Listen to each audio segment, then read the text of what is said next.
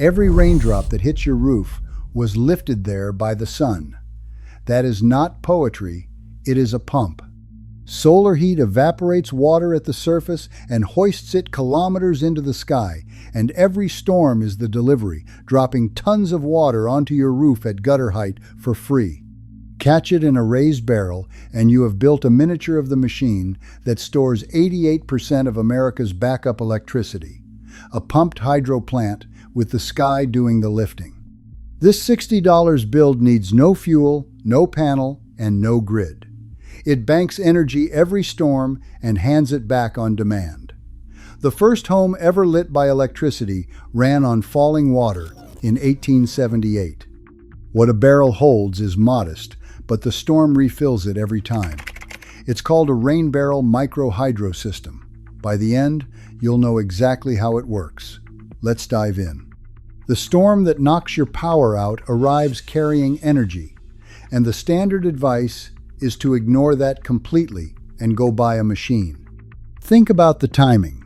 Most power outages ride in on weather, wind, ice, lightning, flooding, and the standard answer to a weather outage is a generator. A permanent standby unit wired to your panel runs somewhere between $10,000 and $15,000 installed. Step down to a portable one and you are still spending several $100s, plus stored fuel that goes stale in a few months, plus oil changes, plus a carbon monoxide risk you have to keep well away from the house. And whatever you buy, it does nothing almost every day of its life. It sits in a shed 362 days a year, depreciating, waiting for the 3 days the grid fails. Now look at what is happening outside while that generator waits. The very storm causing the outage is dumping tons of water onto your roof water that runs down your gutters into a drain and away. It shows up free, does no work, and leaves. You are paying to burn gasoline in the middle of a free delivery. So, look closely at what a storm actually delivers. Every raindrop that hits your roof was lifted there by the sun. That is not a figure of speech. It is a pump. Solar heat warms the surface of every lake, river, and ocean, evaporates the water, and carries it kilometers up into the sky. A planetary pump, running day and night, powered entirely by sunlight, lifting trillions of tons of water against gravity. A storm is simply the return shipment, and it is not a light one. An inch of rain falling on an ordinary 1,000-square-foot roof is more than 600 gallons of water over 2 tons delivered straight to gutter height, at no charge to you. Every ton of that water, sitting up high, is stored energy. It is the exact same energy a hydroelectric dam banks by holding a lake behind a mountain. Yours just arrived on the roof by itself. The sky is a pump. The storm is the delivery. The only question left is how much of that a barrel can actually bank. All of hydroelectric power, from the Hoover Dam to your downspout, obeys just 2 numbers: head and flow. Head is the vertical distance the water falls. Flow is how much water moves past a point each second. Multiply them, and you have the power. A dam wins by stacking up enormous head, a lake held hundreds of feet in the air. A wide river wins the other way, on sheer flow. Every hydro system ever built is some combination of those 2 numbers, and nothing else. Now map that onto a rain barrel. Your roof is the catchment. The downspout is the penstock, the pipe that carries the falling water. The raised barrel is the reservoir. And a small turbine at the tap is the powerhouse. It is a complete hydroelectric plant, shrunk to fit beside your house. So let's run the honest arithmetic. Out loud, a full 55-gallon barrel holds about 208 kilograms of water.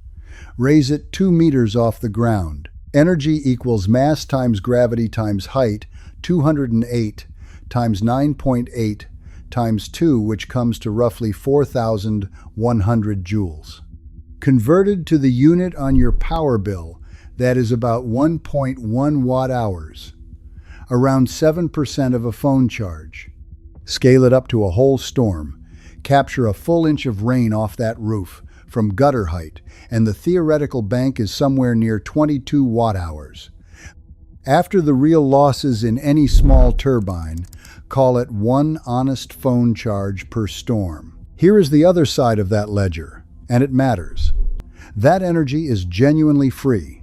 It refills with every storm, and it stores indefinitely at zero-cost. Water sitting in a raised barrel is a charge that never leaks, never degrades, and never sends you a bill. The converter is just a small DC turbine or a pump run backwards, feeding a boost circuit and a battery.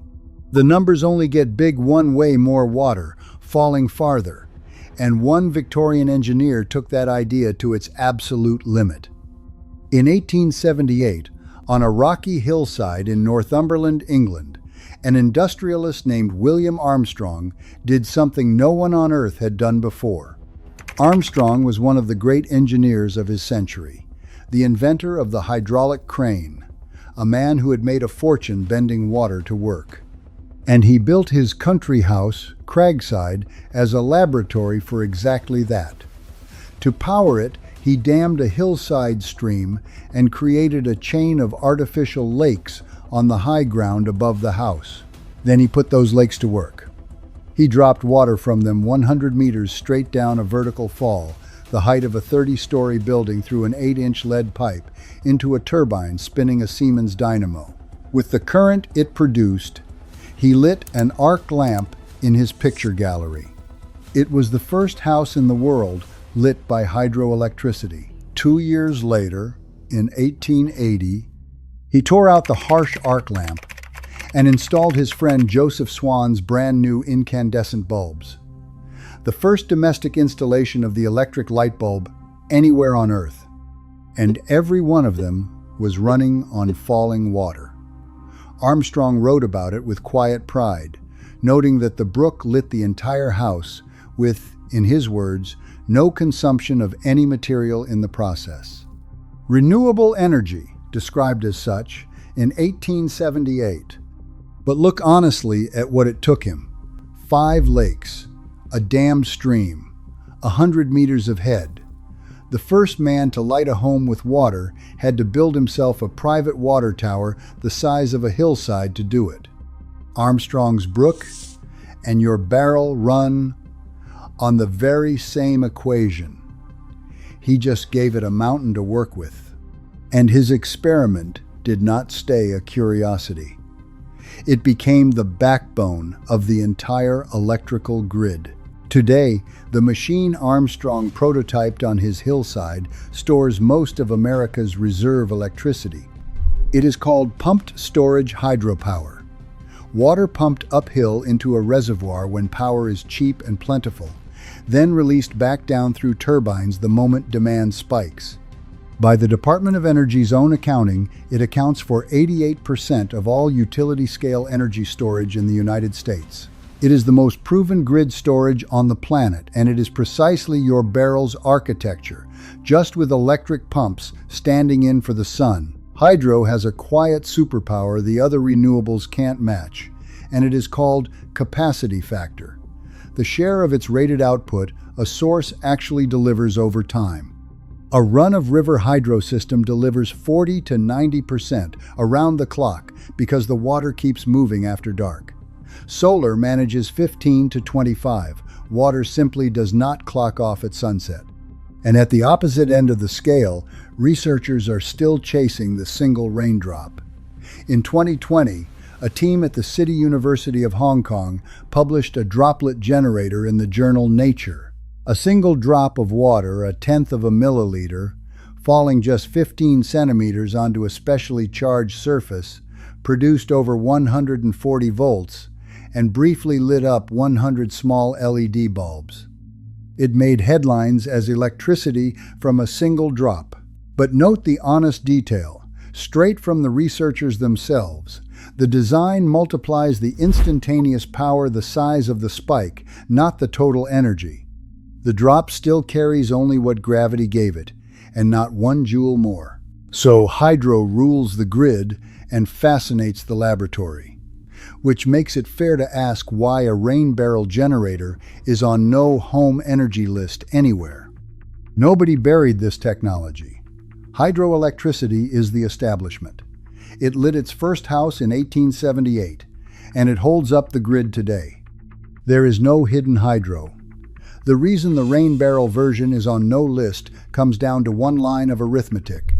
Energy is mass times height, and a barrel offers very little of either.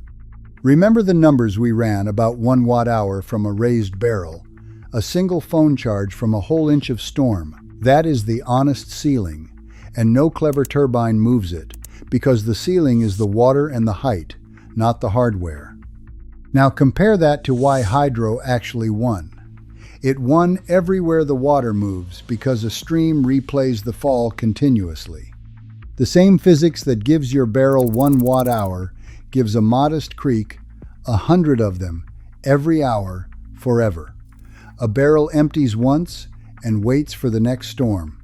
A stream never stops falling. That is exactly why Armstrong dammed a flowing stream instead of catching rain in a bucket. And it is why nobody sells a rain barrel generator. The honest product would be tiny. Nothing was suppressed. Standing water is a battery, and a small one. Moving water is an engine. But here is the part that rescues this whole idea, and it is true. The real backup power in a rain barrel during a storm is not electric at all. Think about what actually fails in a grid outage. If you are on a well, the pump dies with the power, and your taps go dry. On municipal water, pressure can drop or fail too. And there, quietly sitting in your yard, is 55 gallons of water for flushing toilets, washing, cleaning, and boiled or filtered for far more. That is resilience no power bank on earth can give you. And the storm that took your electricity just refilled the whole tank for free. Its backup power is measured in gallons. The storm refills the tank, and gravity holds the charge. So here is the $60 build and the one measurement that tells you whether you are holding a battery or standing next to an engine. This build does 3 jobs. It banks water every storm, it teaches you hydroelectricity with your own 2 hands, and it charges small things for free. If you want the full build, the stand plans, the turbine wiring, and the site survey method, we put together a complete walkthrough covering everything in this video and more. The link is in the description below. Here is the build in order. Start with a 55-gallon food-grade barrel, about $60. Then raise it. Build a stand and put the barrel as high as you safely can, because that height is your head, and head is your power. Every extra foot you lift it is free energy you did not have before. Feed it from your downspout through a screen diverter. The screen is not optional. Standing water breeds mosquitoes, and the mesh keeps them and the leaves out. At the tap, plumb in a small DC hydroturbine or a pump run backwards as a generator. Run its output through a blocking diode and a boost circuit into a power bank or a supercapacitor. After a storm, open the valve, let the head do its work, and bank your phone charge. Now the upgrade, the one measurement that changes everything. If any water on or near your property moves a creek, a spring, a ditch, with a steady run, measure it. Head with a hose and a level. Flow with a 5-gallon bucket and a stopwatch. Because as little as 100 gallons per minute falling 10 feet, or just 5 gallons per minute falling 200 feet, will charge a battery bank around the clock and light a small cabin. That is the moment this stops being a demonstration and becomes a genuine power plant. One critical warning, and it is not the fine print. A full 55-gallon barrel weighs over 450 pounds, nearly a quarter of a ton. Build the stand like it is holding a motorcycle. Anchor it hard against tipping, and never let children climb on it or play underneath it. A collapsing water stand is a real crush hazard. Keep every electrical part low voltage DC. No mains wiring anywhere near water. And the stored water is not drinking water as is. It is for washing, flushing, and the garden unless you boil and filter it first. The limits here are real, and they are exactly what make this build honest. A rain barrel makes watt-hours, not kilowatt-hours, and no turbine on Earth changes that. It will not run your house, your refrigerator, or your heat. It charges small things, slowly, for free. The energy is bounded by mass times height, and a barrel on a stand offers only a little of each. That is not a flaw to engineer around it, is the equation. But the real payload of every storm is the water itself. A quarter ton of it, banked at zero cost, arriving exactly when the grid is most likely to fail. And if you ever find moving water on your land, that same $60 of understanding becomes a machine that never sleeps, the one renewable that runs all night and straight through the storm. Hydroelectricity was never hidden from you. It lit its first house before the light bulb was a year old, and it still holds up the grid tonight. The honest version of this build is simply knowing which half of it you own, the battery or the engine.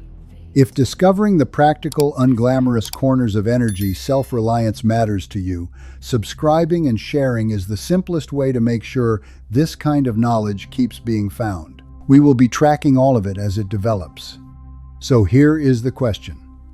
Would you raise a $60 barrel that banks a quarter ton of water and a phone charge with every storm? Or would you hold out until you find 2 meters of moving water that never stops falling? I'd genuinely like to know. Drop it in the comments.